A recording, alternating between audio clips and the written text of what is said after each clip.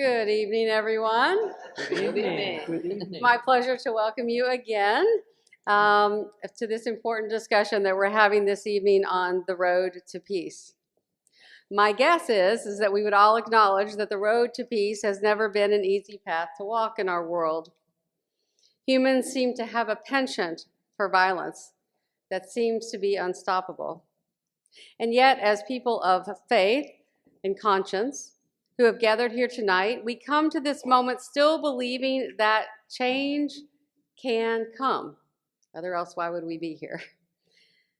We hope that indeed there will come a time when everyone will sit under their own vines and their own fig trees, and no one will make them afraid. For me, this is God's vision of the world. And it's my understanding that the only way that that kind of peace can come, that kind of peace that we long for can come, is through the work of justice. I think this means that we must speak the truth with one another, seek accountability, and demand reparations for wrongs that have been done. Because it is only in doing those things that we will be able to move forward. When it comes to the situation in the historic land of Palestine, we all know that there is no peace. Currently in Gaza, there are 2 million people who have been displaced. The estimates of those who have been killed there in the last year range from 40,000 to today's number from Dr. Devi Sridhar, Chair of Global Public Health at the University of Edinburgh, that number which is 335,000.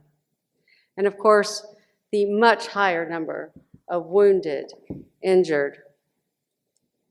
There are 10,000 political prisoners, Palestinians languishing in Israeli detention centers, and at least 600 in just the last 3 days bombed to death in Lebanon by Israel. And of course, there are hundreds of Israeli hostages, soldiers, and civilians whose lives have also ended too soon. But in this country, in particular, it seems that there are very different narratives that explain why this is, why there is no peace. There are many who believe that those who advocate for justice for Palestinians are simply anti-Semitic and shouldn't even be allowed to speak, which is why we find ourselves this evening in this lovely space instead of at the City Council office in Malden. Others might argue that those who protest for an end to U.S. weapons transfers to Israel are just naive about global politics. And there are those who have unfortunately bought into the racist lies that the, quote, barbaric Arabs are less deserving of human rights than the civilized, quote, unquote, folks. Where have we heard that? As we listen to the history of Palestine and Israel, understand the effects of Zionism, focus our attention on the brutal reality in Gaza, and contemplate our own actions for justice and peace, we are invited tonight to open our ears and our hearts to hear truths that perhaps we have not heard before. I look forward to hearing what our panelists will share with us, and so let me introduce tonight's speakers. We're so glad that you're here. Smile and wave as I introduce you. First, we have Dr. Eve Spangler, an associate professor at Boston College. She is an author and founding member of the American Jews for a Just Peace. She has positioned her work within public sociology for social justice. Class inequality has been the focus of much of her work. Her most recent work is focused on human rights and social justice struggles in Palestine and Israel. She is the author of the book, Understanding Israel-Palestine, Race, Nation, and Human Rights in the Conflict. Glad to have you, Dr. Eve. Thank you very much for that introduction. Is the sound level Yes, okay? I'm going to keep introducing everyone for a moment, and then I'm going to come right back to you. Rabbi Brian Walt is the co-founder of Rabbis for Human Rights North America. He's been active in Rabbis for Ceasefire, an ad hoc group of more than 300 rabbis and rabbinical students calling for an immediate ceasefire and engagement by the international community towards a lasting and just peace in Israel-Palestine. He has worked as a congregational rabbi in Philadelphia, a human rights activist, and an advocate in the American Jewish community for justice, peace, and equality for all who live in Israel-Palestine. Welcome. Dr. Kuemmerle, did I get it? Okay, is a pediatric neurologist at Boston Children's Hospital and associate professor at Harvard Medical School. Her research is focused on traumatic brain injury, concussion, and childhood epilepsy. She leads the Health for Palestine Pediatric program, working with a team to deliver medical care and train community health workers in refugee camps. She is dedicated to mobilizing medical professionals and volunteers worldwide to stand in solidarity with those suffering from persecution and violence. Welcome, Dr. Karameh. Thank you so much. And then there is Dr. Lara Jirmanus, who is a family physician, a fellow at the FXB Center for Health and Human Rights at Harvard University, and a clinical instructor at Harvard Medical School. In February 2017, she founded the Health and Law Immigrant Solidarity Network. She has been involved in grassroots organizing, advocacy, and research for many years, addressing worker and immigrant rights in the United States and the impacts of conflict and displacement in the Middle East. Dr. Jirmanus is the recipient of the Massachusetts Peace Action 2024 Peace Leadership Award.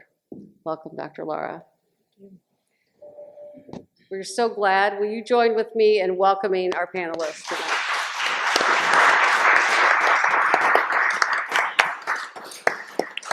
And without further ado, we're going to invite Dr. Eve to begin our program with a brief history, of all of the events which have led up to the events of October 7th. And that is a very big task. Yes. Because we're going back to 1840. So first of all, full disclosure, I'm Jewish and the daughter of Holocaust refugees.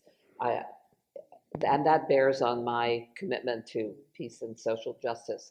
So I'm going to try to highlight the things that Americans struggling to produce peace and justice need to know. And I also know, of course, that a lot of people hate history because they think it's all about memorizing dates and names. And so I'm going to not go year by year from the 1840s to the present, obviously, in 10 minutes. But I am going to say, I'm going to try to talk about 4 different periods and at least one important event or process that's going on in that period to give you some sense of the contours. So I'm going to start with the pre-state Europe, where the Zionist movement arises. And this history really is going to focus on Zionism as the moving force. So let me say up front, without having to repeat it in all 4 periods, that the Palestinians from the very beginning always resisted the expropriation of their homeland. And there were always great powers stomping around looking to their own self-interest, first the Ottoman Turks and then the British Empire, and now the Americans, with a brief period where the French were the primary funders. So if we start in the 1840s, the 1800s, and 1900s, what you find is an enormously tumultuous time in Europe where the political configuration of Europe is changing around people. All of the empires are dissolving, the Ottoman Empire, the Romanov Empire, the Habsburg, the Hohenzollern empires, and new countries, the countries we know today, are emerging. So this is a context of intense nationalism, and what the primary sociologist of nationalism, Benedict Anderson, calls imagined communities. And this is the context in which Zionism arises. It is not, as you can see, actually related to the Holocaust. It arises some 3 or 4 generations before the Holocaust, and certainly partly in response to anti-Semitism, but more in response to nationalism. Everybody's getting a room of their own, and there's a lot of discourse that nations should be ethnically or religiously or linguistically homogeneous, and at some point some A small number of Ashkenazi Jews in Europe say, well, we want a room of our own too. We want a country. In fact, Shlomo Avineri, an Israeli historian, says that Zionism was most intense because it solved not one but two problems for Jews, and it was most intense where the second problem arose. That is, the one problem on the one hand was the threat of annihilation, but the other problem was the threat of assimilation. And Avineri argues that Zionism was strongest among the people who feared assimilation more than annihilation. So the Jews who were Zionists and who wanted to create a Zionist state somewhere in the world, there were Zionist colonies already operating in Argentina, thanks to the philanthropy of the Baron de Hirsch in France. There was some thought about taking part of upland Uganda because it had a climate appropriate for gentlefolk. But finally, the triumph of the World Zionist Organization was that it got the Balfour Declaration from the British in 1917, saying that His Majesty's government looked with favor upon the creation of a Jewish homeland, nota bene, not a Jewish state, a Jewish homeland, without prejudice to the other indigenous inhabitants of Palestine. Well, that didn't work out quite that way. But anyway, the Balfour Declaration of 1917, Israeli journalist Gideon Levy refers to as the definition of chutzpah because it involved people who didn't yet control the land, giving portions of it to people who didn't yet live there. So that was the Balfour Declaration. And of course, there's much more to be said, but I'm going to leave the pre-state period there. Eventually, World War I ended. The Ottoman Empire was stripped of everything outside of Turkey. The British came in and took over Palestine, and that was ratified by the League of Nations as the Palestine Mandate. And so the British then held sway from 1918 to about 1948. After World War II, the second period, the early state period, begins. The British in 1947 announced that they wanted to surrender the mandate to the new United Nations as a successor to the League of Nations because they were going broke. And as soon as they did so, the UN passed UN resolution, General Assembly, non-binding resolution 181, deciding to split Palestine from the river to the sea into a Jewish state and an Arab state, over the objections of both the Zionists and the Palestinians who wanted the land to remain undivided. This is the context of the early state. So immediately upon this declaration, the Resolution 181 coming into being, the many militias Jewish militias in Palestine who were terrorizing Palestinian villages and taking Palestinian land and blowing up Palestinians in markets and so forth, organized themselves together in concert. The last British Governor General of Palestine, Sir Anthony Cunningham, said they began to align and work in concert. And their purpose was to drive as many Palestinians as they could out of the land allocated to Israel, but also to drive Palestinians out of the portions allocated to Palestine that were particularly attractive and desirable, which are hilltops and strategic roads and water resources and stuff like that. So we have the early state period in which over the period from late 1947 to early 1949, some 750,000 Palestinians are expelled. Over 500 villages are destroyed.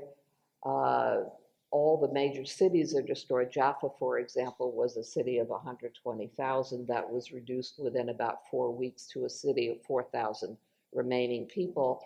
And this means that not only were there dead bodies and lost people, but it was lost culture and a lost society, because the people who embroidered wedding dresses and the people who buried the dead and the people who took patients and the people who took legal cases all disappeared and were gone. And so the Palestinian political scientist Salih Abdel-Jawad refers to this as a sociocide.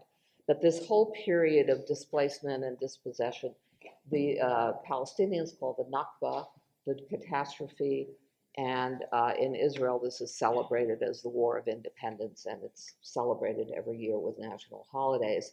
Now, the militarism continued. I want to emphasize that the new state now also had bureaucratic tools at its disposal, and perhaps the single most important and diagnostic one was the custodian of absentee property. The company said, we have, the new country said, well, we're going to take all these Holocaust survivors and we got to know what sort of property we have. And this custodian of absentee property was charged with going around to Palestinian homes and knocking on the door. And if the Palestinian residents were not there at that time and didn't have the proper documentation, that property could be confiscated without appeal, without possibility of appeal. And so just imagine you're all here tonight. If you got home and someone had knocked on the door of your home and you weren't there, and your home wasn't your home anymore. So that's sort of the characteristics of the early state. 2 minutes. Well, 2 minutes for another 50 years. Okay. The third period is the expansion of the state. And note, please, I'm saying expansion of the state, not the occupation, because this was an occupation from way before 1967. But that third period, I would say 67 to 87, where the the Israeli state expands to occupy the West Bank, Gaza, and East Jerusalem. The settlements begin, the settlement construction first around the periphery of Gaza and West Bank to hold the territory. And then, as I say, hilltops, rivers, water resources, and also roads that can cut all of the Palestinian communities into separate slivers. Okay, and of course, all opposition is outlawed. So, but people never sit still for that kind of injustice. And so by 87, the first wave of organized resistance, the first intifada, arises, and that begins the fourth period of the deceptive and disingenuous peace process. I'm on the 2-minute timeline, so I'll leave you with simply one anecdote that I think illustrates how hokey this peace process was. The biggest conference in the peace process was the 1991 Madrid conference. It had the most countries represented at the table. The people who weren't there were the Palestinians. There was no Palestinian delegation to the peace conference that was supposed to bring peace to Palestine, right? There were Palestinians, Hanan Ishrawi, Khalid Halidi, who were embedded in the Jordanian delegation and who were there as observers, but they had no voice. So that's what the peace process was good for. I could tell you much more about the peace process, but it doesn't change that.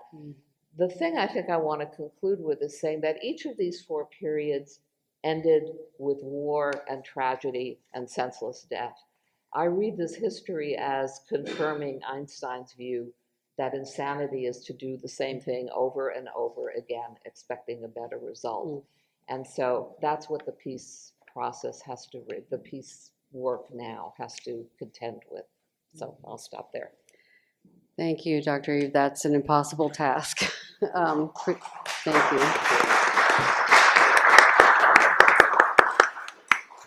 So now I want to turn to Rabbi Brian and ask if you could share with us tonight what led you to become a human rights activist and advocate for justice, peace, and equality, especially for those in Israel and Palestine. Thank you.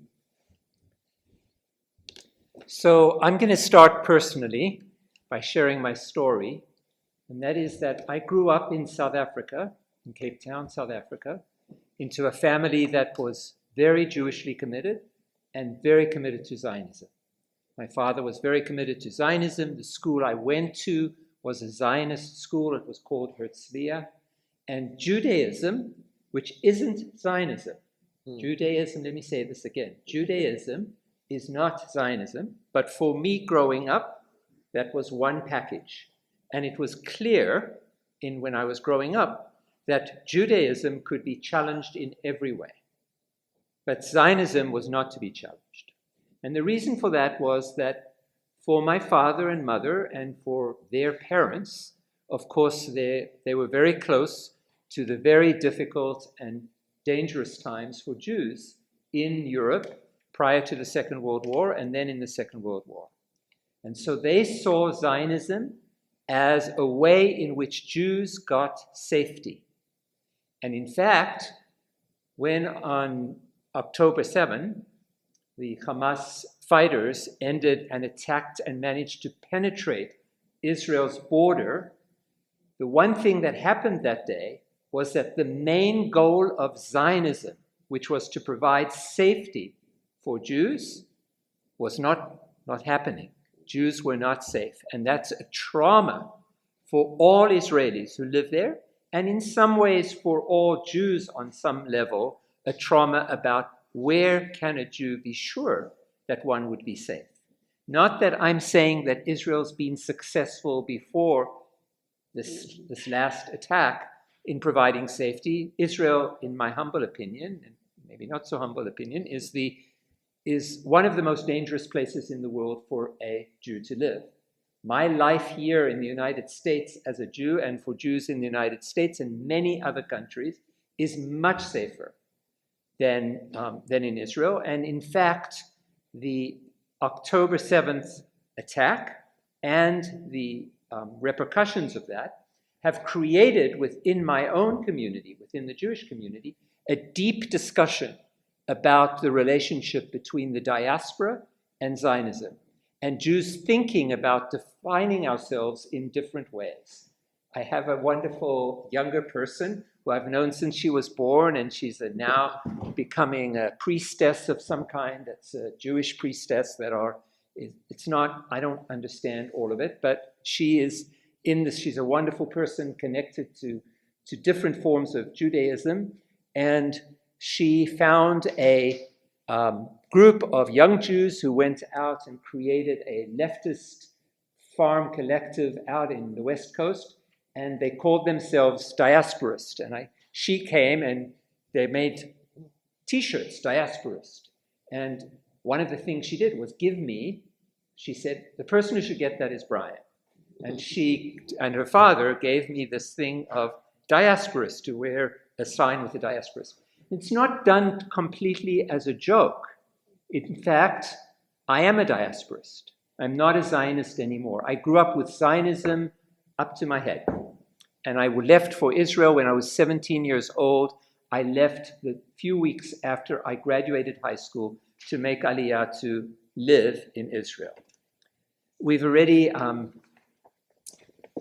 you've heard now the story of Zionism and the Nakba.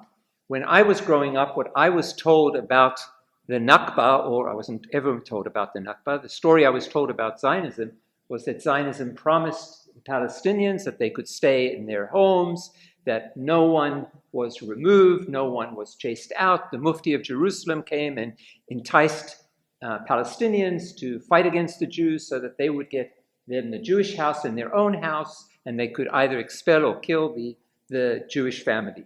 The whole story, the entire story that I was told is completely inaccurate. It's just all a pack of lies. Or as one would say, been joking with my sister in South Africa over this time about this issue, and we would say what we were told was a boba maisa, which is an unfortunately sexist Yiddish term for a sort of old wives' tale. It's just totally not true. So the true story you just heard, which is a story of the dispossession of 400 or 500 villages, of 700,000 people driven out. And the interesting thing about that is there were two parts to the Zionist movement. One was a more right-wing part, which is the part that's held up by Netanyahu. And one was a more socialist part, which was held up by a man named Ben-Gurion, who was the first prime minister of Israel. But in fact, the difference between the left and the right here, Jewishly, is that the right was more honest about what they were going to do, and that's what they did. The left was more dishonest because they went along with the right wing, and they also participated in doing that, which was to expel Palestinians the way we've just heard. So I lived in Israel and I learned this story. I learned the story that was complete lies. But I was really committed to Israel, and I was deeply committed as a rabbi. For me, Judaism is really important.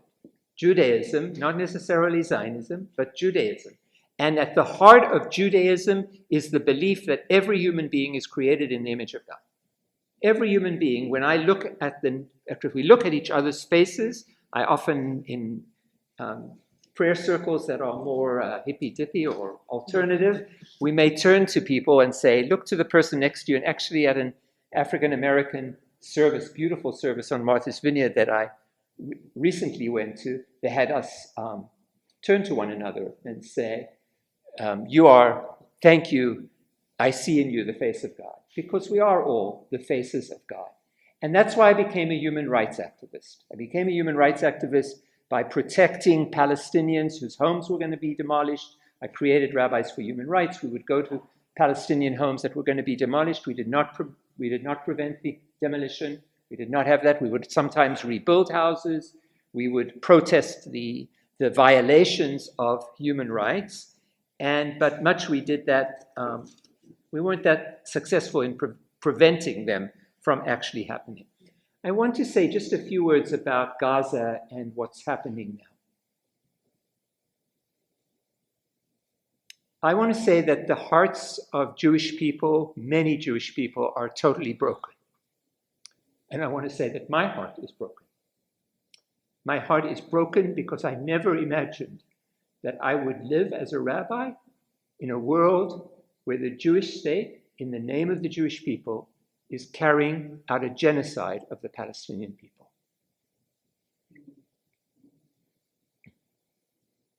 My sadness about that doesn't do anything to help Palestinians who are being mowed down in the kinds of ways that Eve just described, that has been described there by Ashlee, right? And we are about to do our first New Year's and our first Day of Atonement. And I've been thinking about what it means to do a Day of Atonement when there's genocide in the world initiated by the state of Israel. So I believe that I'm also witnessing that in the next generation of Jews, my daughters, I have two, and my sons, generation of Jews and their children, my little Micah, who is 10 years old, I have a picture of him at one of the pro-Palestinian justice rallies with a megaphone saying, let Palestine live, let Palestine live, let Gaza live, let Gaza live. And that generation is creating a Judaism that assumes that Palestinian liberation is one of the commandments of their Judaism. I want to say that again. It's extraordinary to watch. I went to an encampment. They're doing the Passover Seder, the Passover meal that I'm sure most of you know what that is or may have even been to one. They're doing the Passover Seder, and they're interpreting the story of the Exodus from Egypt to relate it to the liberation of Palestinians, which seems totally appropriate to me as a rabbi. That's what the story's about. In every generation, it says in the Haggadah, in every generation, each person should see themselves as if they come out of Egypt. It's not an individual story about Jews, or it's not even a tribal story. It is a tribal story about Jews, but it has universal meaning. And its universal meaning is what it's about. And that they are creating that kind of Judaism, I think, is a very hopeful sign in our world. Lastly, let me say, I'm very proud of the work that Rabbis for Ceasefire have done. Now, Rabbis for Ceasefire, as you can imagine, has not achieved its primary goal. It has rabbis, but it doesn't have a ceasefire yet.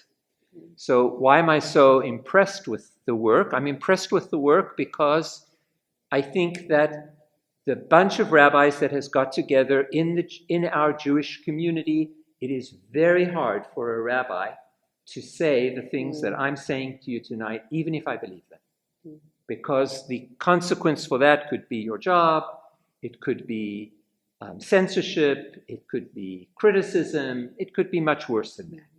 So there are rabbis who are calling for ceasefire, and also we are taking really careful attention to try to create a Judaism for the next generation that holds on to the ethical core of Judaism, onto the B'Tselem Elohim. Did you already tell me I had 10 minutes? Yeah. Okay, sorry. So I'm hopeful that that ethical core of Judaism that we all create in the image of God will live on even beyond this terrible time when the Jewish state is engaged in a genocide in Gaza. So amazing. Thank you. Thank you, Rabbi Brian. We're going to turn to Dr. Karameh. You are a daughter of refugee parents, parents who experienced the Nakba, and a doctor. What are you hearing from the doctors in Gaza regarding the dire conditions there? What would you like to share with us this evening? Thank you so much. That was so touching. Thank you, Eve. Yes. I just said that this was very touching, and I'm very touched by your words, both of you. And thank you for having me. Excuse me. Closer to you. Okay. I just thought that. Okay. You're doing great. You're doing great. All right. Okay. So we are all affected by the Nakba as Palestinians, all of us, to various degrees. Our family lives, our communities have been decimated. My relationship with my cousins has been affected by this. Our freedom of movement. Here we have, I see in this room, several Palestinians, and for each one of us there is a different set of rules and laws that affect how we interact with each other and how we move and how we earn a living and how we own our properties or we do not own it for most of the time. So al-Nakba has affected us all deeply. It continues to affect us, and we are seeing a replay of it every few years, and currently we are seeing a full-blown genocide in Gaza. The West Bank is equally affected. Lebanon is getting affected as well. So we are seeing an unchecked violence that is affecting so many of us, so many of our family members, and it should affect every human. I am Palestinian. I am from the city of Nablus. I am here for the first time to speak in a multi-faith setting. This is a new thing for me. I consider myself very secular. I come from the land where all these religions have originated. And I'm appreciating this opportunity to be in a church and sit with Jewish friends, Christian friends, Muslim, I'm a Muslim, and be able to talk without hesitation and without repression. So thank you so much for this. I have been in touch with the doctors in Gaza and the West Bank very closely. And I will start by saying a personal story. There is a doctor, a surgeon, a young surgeon, Dr. Khalid El-Sair, who worked in Al-Nasser Hospital. Dr. El-Sair is a surgeon, very talented, and he was very resourceful. He made a group, a WhatsApp group, where there was surgeons, neurosurgeons, neurologists, pediatrician who helped him. At times, he was the only surgeon operating in the OR for hours without fuel, without electricity, and without water. And we were all waking up different times of the night to his text asking for advice. That was very exciting to be able to help, and also humiliating, because a lot of the advice that somebody like me would give to him from the comfort of my room, living room, or office felt presumptuous, unreal, privileged, and unfair. And it always hit me how unfair this is, that this young man is trying to save lives every day without rest, without seeing his family, and I'm not able to help. One day, there was no more Khaled. He sent a text saying that the IDF forces were surrounding the hospital and he does not know what to do. He used to go to the roof of the hospital trying to get internet in order to ask his questions, send the pictures that he wanted to show us, and then nothing. He is incarcerated. We found out that he was tortured repeatedly. We don't know exactly what is happening with him, but people who have seen him described an emaciated person who lost so much weight and who is not himself anymore, for no fault other than being a doctor who stayed in the hospital until the very end. So it's just very troubling what is happening. I'm a neurologist and I'm a pediatric neurologist, and I try to do telemedicine visits with children in Gaza. Children in Gaza have been denied any right that you can think of. No school, no parents surviving. Exposure to violence, exposure to their siblings being shattered into pieces. Losing a limb is the norm. Losing an eye is just an everyday occurrence. These children, they have skin infections that no one is able to treat. They're having seizures, the ones that I treat, and there are no medications for them. So what I have to do sometimes is to figure out whether there is one type of medication that they have never taken before and ration it. So I tell the mom, don't give it every day, give it every other day. This is ridiculous. When I would never give this advice to a child in my clinic, ever. But this is what we have to do.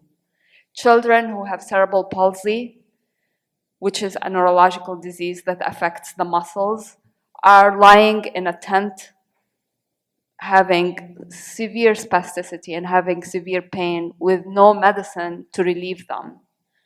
Parents who have autistic children are tying their children with a rope to the tent post so they do not run away. I am in a hospital that values children with autism. We have programs to train the parking attendants how to treat children with autism.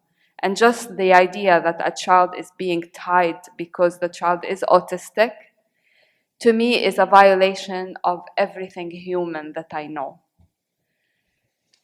Medically, I think what is happening is that the medical doctors are becoming the only eyewitnesses to this genocide, because the international doctors are the ones who are able to make it. Journalists are not able to make it. We know that aid workers, like NGO aid workers, have been killed and have been targeted, and a lot of the time they refuse to go. UNRWA has been decapitated, and many of its employees have been killed. So we are becoming the eyewitness to a genocide as a medical community. And this puts a lot of responsibility on us. And just to state some numbers that maybe you know of, maybe not, but there are over 500 healthcare workers that have been killed, 420 possibly killed health workers waiting to be verified, 50 subspecialist doctors have been killed in the Gaza Strip. 300 are incarcerated, and 23 have been tortured that we know of. So we are, as a medical community, we are targeted in Gaza, and what bothers me and puzzles me at the same time is how we are not enraged in every hospital and in every clinic to what is happening in Gaza. What is happening in Gaza is a violation of our profession as a medical community. We swore an oath to protect life and to do no harm, and we need each other to fulfill that oath. If we cannot rely on each other to do our work, there is nothing left. And I'll end on this note. Wars have moved human rights. We know that the Universal Human Rights Declaration was started right after the Nuremberg trials. The Universal Declaration of Human Rights have also been after turmoil. The adoption of children's universal human rights have also been started by the United Nations, by many nations. And we need a new world order to protect children and protect civilians. We are in a world where we are not guaranteeing the safety of the most vulnerable and the weakest.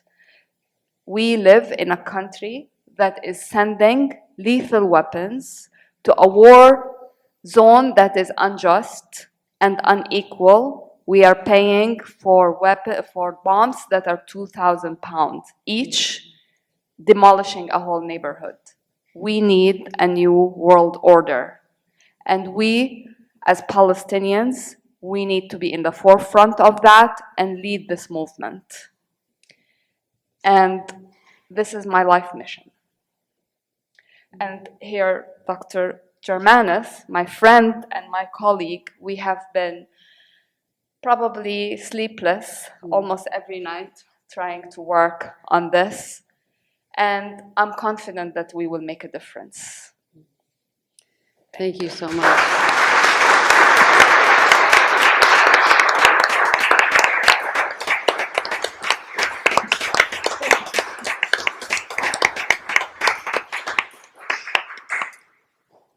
So, Dr. Lara, as Americans, what actions can we take? What do you see that will move, that will make a change, that we can participate in here? Thank you, and thanks to all of the speakers for laying such a fantastic foundation. I think that's that's really the million-dollar question that we're all asking ourselves every minute.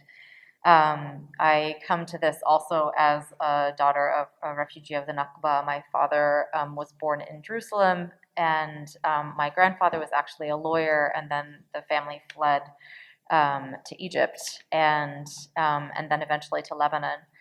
And my mother is from Lebanon. And as I think about what's happening now, I think about a personal experience that I had in 2006. So when I was a medical student, I used to go every year to Lebanon, and I would volunteer in the Palestinian refugee camps. And so that's what I was doing in the summer of 2006 when Israel invaded. That was a very devastating war.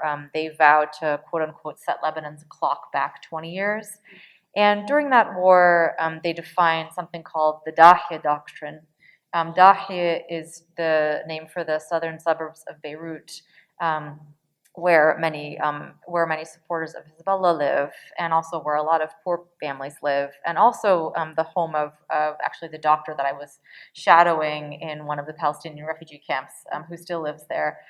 And the Dahya Doctrine essentially says to defeat your enemy, for the smallest thing, use disproportionate force to completely annihilate them. Okay, so that happens to be in complete contravention of international law. And I think that, there is a core theme here, which other folks touched upon, and Karameh, Dr. Karameh directly, just kind of pointing out that we need a new world order. In that, we actually have a lot of important conventions. They're no better than rules on paper right now because they're not being implemented. And every single thing that Israel does, because they basically have broken all of the laws of war. I mean, there are clear laws. The Geneva Conventions explicitly stipulate that you cannot use disproportionate force, that even wounded soldiers are actually entitled to medical care and are no longer targets, that hospitals are never a target, that hospitals should not be used to store weapons, but even if they are still not a target. I mean, so there's very clear laws that are just repeatedly being broken, and to understand that every single time they are, that is an attack against all of us, because it sets a new standard for, decimation of human life and of our interactions. And so just kind of thinking about that, and then understanding that, kind of the road to peace must preliminarily start with equal rights for Palestinians who are being denied and have been denied equal rights by the sort of very definitional laws or the founding laws of the State of Israel, which have been found to be apartheid for many years by many different, international organizations, and recognized in 2022 as such by the UN even. So I think another important theme that is key to note is just to sort of be thinking about the way that the right wing very effectively functions within our country. And one of the things that they do is they start these little groups, many of them kind of multiplying everywhere, to be issuing similar messages, and somehow those little groups become more important or more than the will of the people. And right now, what we have is a proliferation of right-wing groups that are partnering with and using Zionism as a wedge to undermine our democracy and diversity. So this is really important, because I think that if the American public understood this, it could help to shift the public view on this. And it's very interesting because we are the majority on this issue. In fact, we have been the majority since even polling data in late November showed that 2/3 of U.S. voters, all U.S. voters, were supportive of a ceasefire. That's really fascinating. It was even actually more than a majority of Republicans. And so just thinking about what that means, though, in terms of the U.S. policy, and I think, a little bit of evidence I want to provide for this argument about the sort of right-wingers using this to undermine diversity. In fact, 20 different state legislatures have considered legislation to make it illegal to teach about racism. There's also 2 bills that passed the House last year. One was called H.R. 6408, which would allow the executive branch to independently strip nonprofit status of any nonprofit organization that they chose. In fact, when the bill was being considered, Jewish Voices for Peace was one of the organizations that was named in consideration, just simply by claiming without clear evidence that it supports terrorism. And then H.R. 6090, which is the Anti-Semitism Awareness Act, that would direct the Department of Education to use an overbroad definition, conflating anti-Semitism with opposition of the policies of the State of Israel as it commits genocide. And that would be a basis for investigating allegations of discrimination under Title VI. And what that could do is it could basically pressure faculty and students to ban any speech critical of the State of Israel for fear that the school could lose federal funding. So these are bills that have actually already passed the House of Representatives. So our democracy at this moment is being undermined. We have 61% of U.S. voters supporting an end of aid to Israel, and yet, our Congress just passed another $20 billion, and we're being told that this election is about democracy. And so, I think I've been working with a number of different coalitions, including the Vote No Preference Coalition, which is the Massachusetts branch of the Uncommitted movement. And I had a very frank conversation the other day with a person who is a leader in Massachusetts, one of the Massachusetts labor unions, and is very close with some leadership of the Democratic Party. And they told me that in their conversations, they have understood that Harris has no intention of stopping arming Israel until after the election. So I don't know about you, but does anybody actually, please raise your hand if you believe that Harris has any intention of not arming Israel after the election? Right? Usually politicians promise pie in the sky, and then, that was highly believable for me.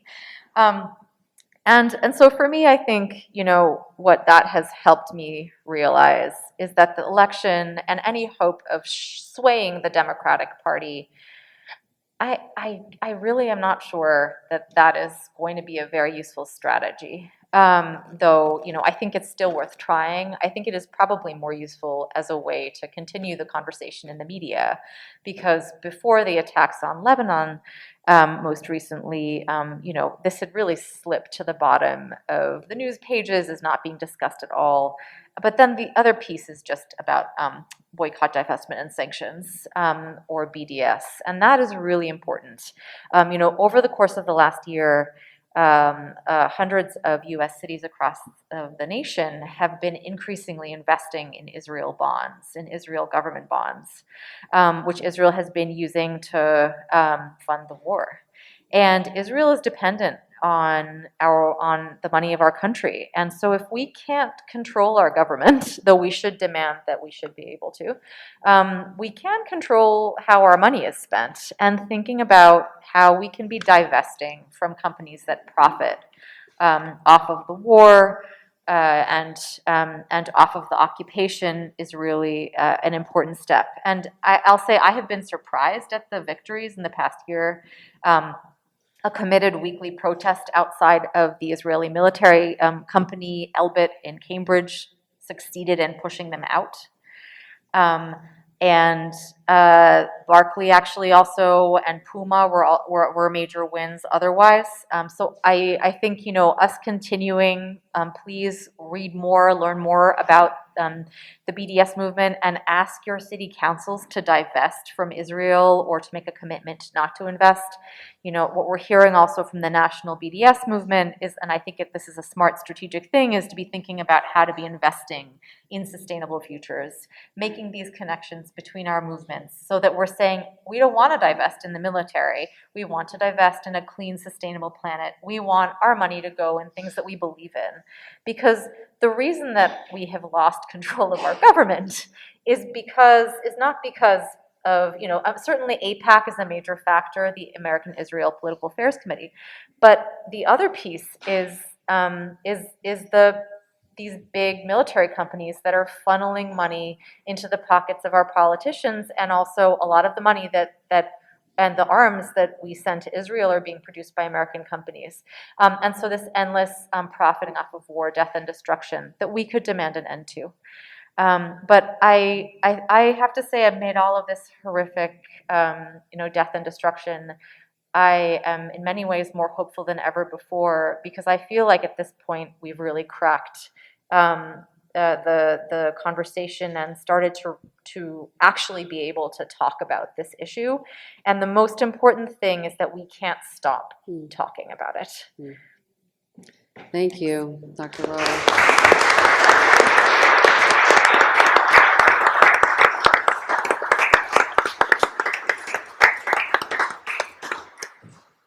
Thank you, all of you, for what you shared with us tonight. I want us to, we're going to turn to a time of question and answer. If you need an index card, I think Chris does have some if you want to still write a question. I'm going to ask a question for Rabbi Brian. I'm going to just ask you this also, and then while the cards can be collected. But then after that, I actually do want to say any questions specifically.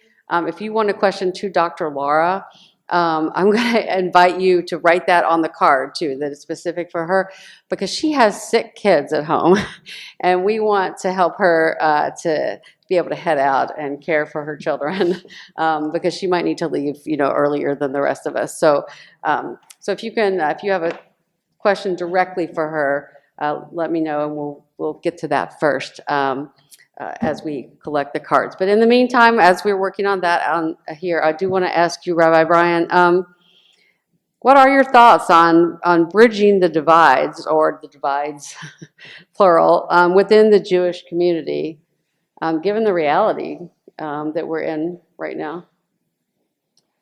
Well, there's a huge divide in the Jewish community at the present moment. We are a divided community, and the intensity of the divide is very high. It's very high. The thing that's optimistic about this divide is what I said earlier, is that for me as an older guy, it took me a long time to understand the Nakba. It took me a long time to understand that everything I was told as a young child were lies. I had to find out for myself. And that was a long journey, and not many people of my generation, although there were people of my generation who figured that out. The next generation is much more understanding that Israel was created at the expense of Palestinians. Even if Jews have a need and an argument that says the world was not a safe place for us, especially during the 1930s and 40s, it still doesn't mean that we can get our safety at the expense of Palestinians. Just as it isn't acceptable for Palestinians to get their safety at the expense of Jews. It just doesn't work that way. It should be that we should take care of one another and provide safety for one another. So I think that divide in the Jewish community, that means that the next generation really has understood something about what happened in Israel and is prepared to take responsibility for that. One of the most ugly parts, not the ugly, it's one of the ugly parts of this divide in the Jewish community is that now, as I said to you, our Rabbis for Ceasefire is trying to prepare for the Jewish holidays that are coming up just in a week or so, that to try to make sure that the ethical core of Judaism is held on to. And how would it not be held on to? Well, most Jewish spaces pay no attention to the deaths of Palestinians. I'll say it again. Most Jewish spaces, and Israel as a country in general, pays little attention to the uncountable deaths of a genocide. They just don't pay attention to it. So Israel, it doesn't cover it on TV in Israel. And just recently there was, 2 days ago, I got a note from a friend who's a Palestinian activist and scholar, and I'm on her mail list where she sends all kinds of information. There was a statement made by 3 Israelis that was unique. I told my wife right immediately, I said, you have to read this. But it's 3 people in Israel who said they wanted to say that all life matters and that they care about what's happening on the other side. Just simply that they care that there are people being killed and that a person being killed, whether they're Jewish or Palestinian. And just today, I got a note from a younger person in If Not Now that is related to my family. And she, on the holidays, there's a custom of a memorial service. And those young people in If Not Now are organizing a public in the streets memorial service for all people who were killed in this war, regardless of the side they're on. And I think that's a wonderful sort of image for me of where we could go and what the challenge is for us. I hope that's an answer to your question. Thank you. Yeah, it sounds simplistic, but my mom always said 2 wrongs don't make a right. Yeah. In the sense of that there is a wrong, or you're trying to fix find a solution for safety, but dispossessing, another people is not the solution, to that. Yeah. I think, yes, thank you. So Chris, were you collecting the questions there? Yeah, let me, we can have some for, are there any specifically for Dr. Lara? Are there any for Dr. Lara specifically? I mean, I know our time is about, not specifically, okay. There was one? Okay, there was, all right. Why didn't you just ask it? Are you okay for a minute? Okay. So while we're finding that question, let me ask this one to Dr. Karameh. You know, as seeing the traumatic brain injury, oh, thank you. Can you talk about the effect you're talking about the children and all the things they're facing, like right now in this moment. I mean, what is this going to mean long term? It will mean a lot of persistent trauma. Unfortunately, what happens for children is that whenever there is a trauma, we call that an adverse childhood experience. And the accumulation of more than one adverse childhood experience raises the risk for long-term risk of chronic diseases like hypertension, diabetes, mental health issues, depression, anxiety, PTSD, cancer. The reason is because unhealthy stress raises the stress hormones in the body and affects the brain and affects the immunity and affects how our bodies react to stress long time.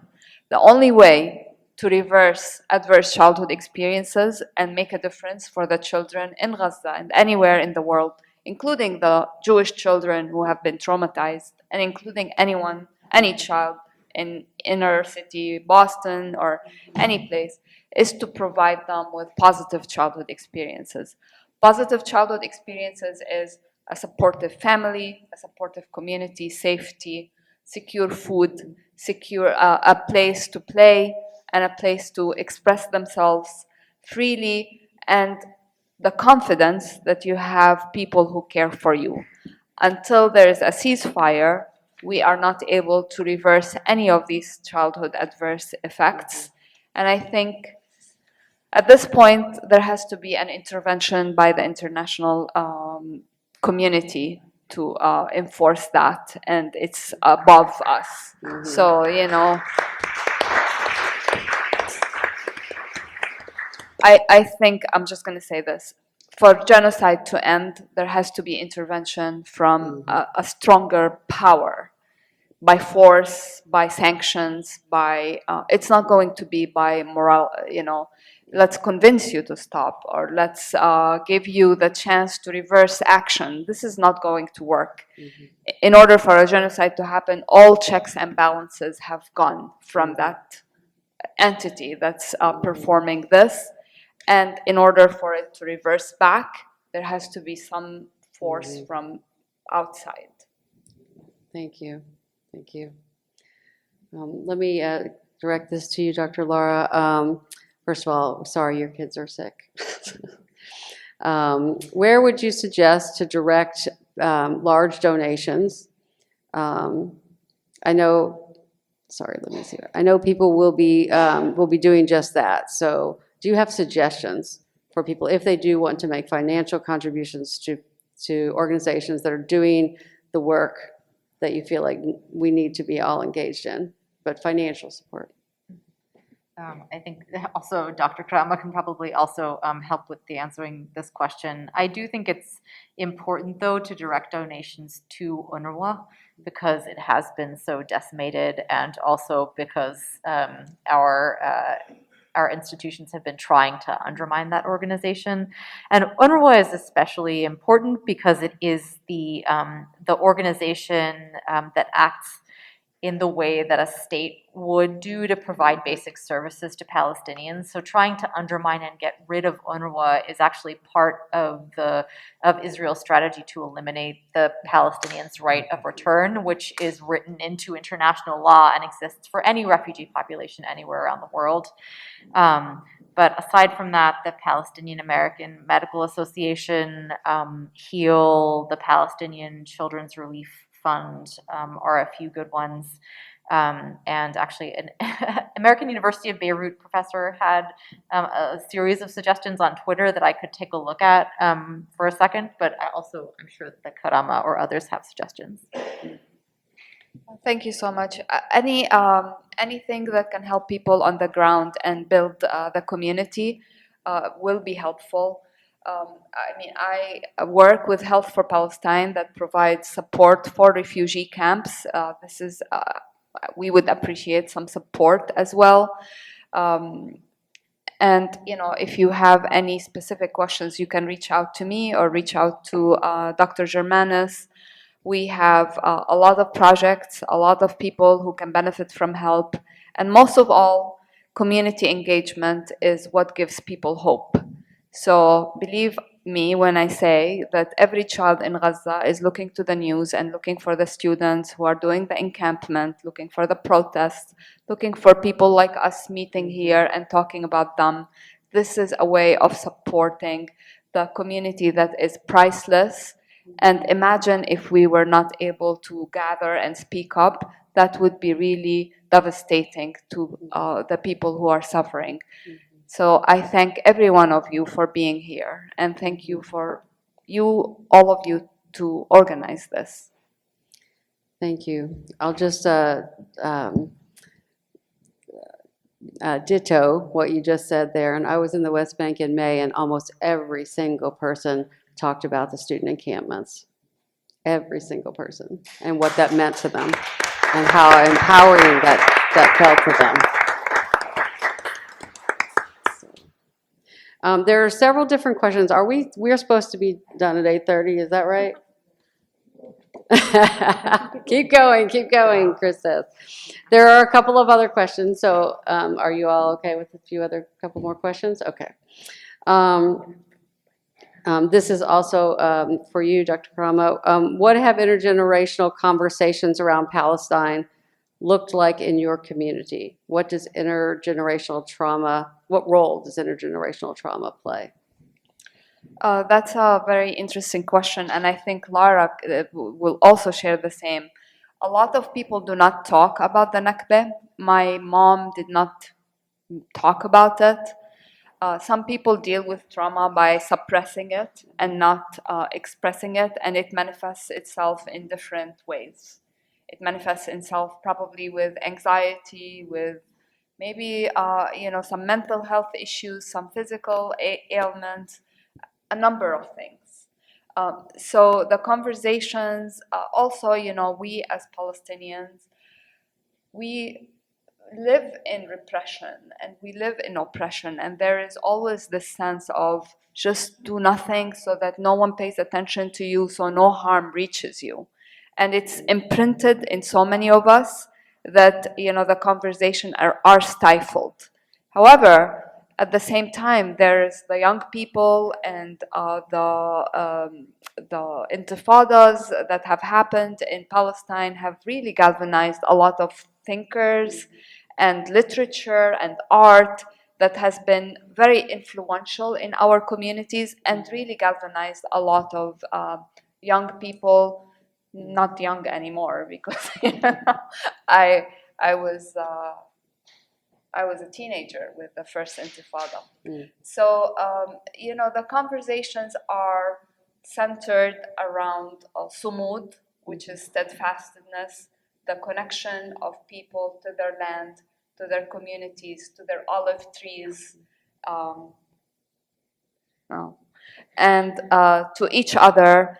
And we really draw a lot of strength from these land symbols that really give us power and give us strength, especially in Palestine. It's a really special place, and I invite every one of you to go visit. I'm happy to host anyone in my home, if it stays, in Nablus, and I'm very proud to be Palestinian, and it's a really nice community wherever you go.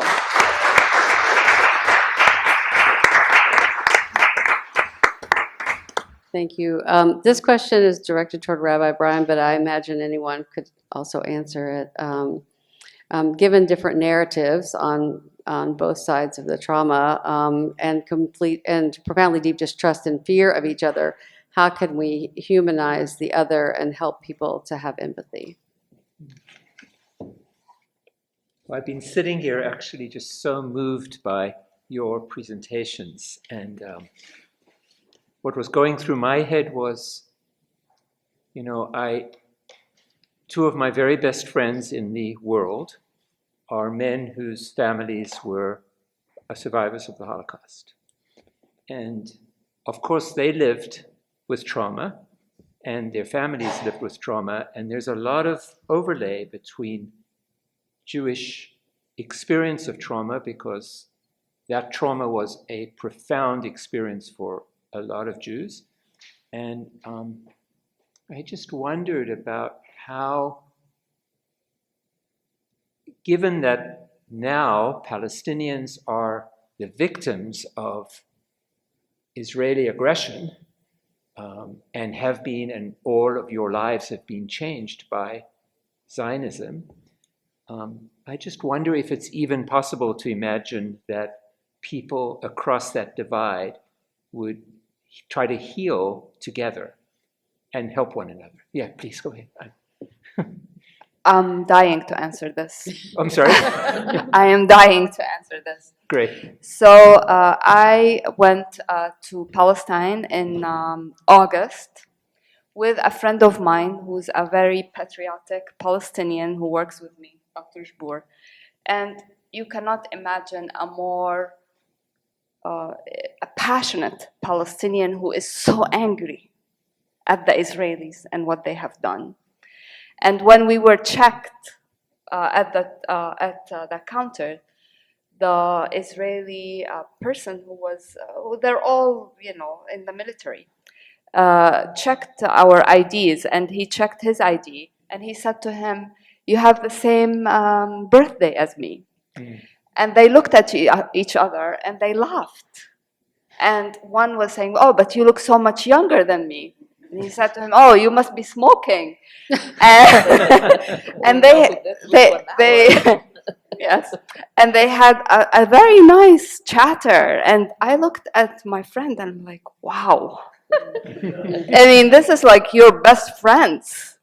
And it's in the middle of a genocide. And, we were looking around us at the checkpoints. I mean, Palestinians and Israeli Jews, they look similar. There is a very similar physics. The body language is kind of different, but kind of similar. I don't know how to describe it. It's just, and it felt like, why? Why not live in peace? Why not have this person as a friend, as a real friend, and not as somebody who I fear? And I think the only way to establish this is with everyone getting their full human rights, without the dignity afforded to everybody equally. This cannot happen, because there will always be an oppressor and an oppressed. But if we have a world where justice is the rule and we are all on equal footing, it doesn't have to be completely equal, but at least the vision that it is equal, I don't think we will have a problem with each other. I really don't.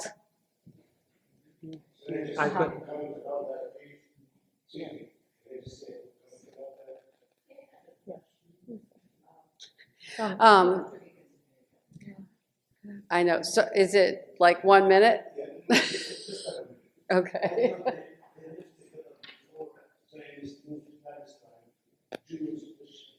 No. Absolutely. I mean, even people say to me, even before, even during the occupation in the West Bank, for example, in Bethlehem, people were friends across the differences. It's only been as things have become much more entrenched, and then like Israelis can't come to Bethlehem, it's harder and harder, to kind of get across those systemic divides now. But it used to be people would be relating to one another. Not everybody, but some people, sure. If I just want to jump in, and then I really do need to go and put my little ones to bed. But, and I think this is so important and so true, and something that we would talk about also about in Lebanon, that, that in the village where my mother grew up, and my parents grew up when my father ended up there, that Muslims and Christians lived together in peace, and there was never any issue. But it's important, as we understand, that we're all human and we can all get along, that there is this sort of theme of sort of fake initiatives for peace that runs through this discussion, which we need to understand is different from a vision for peace that is based on justice.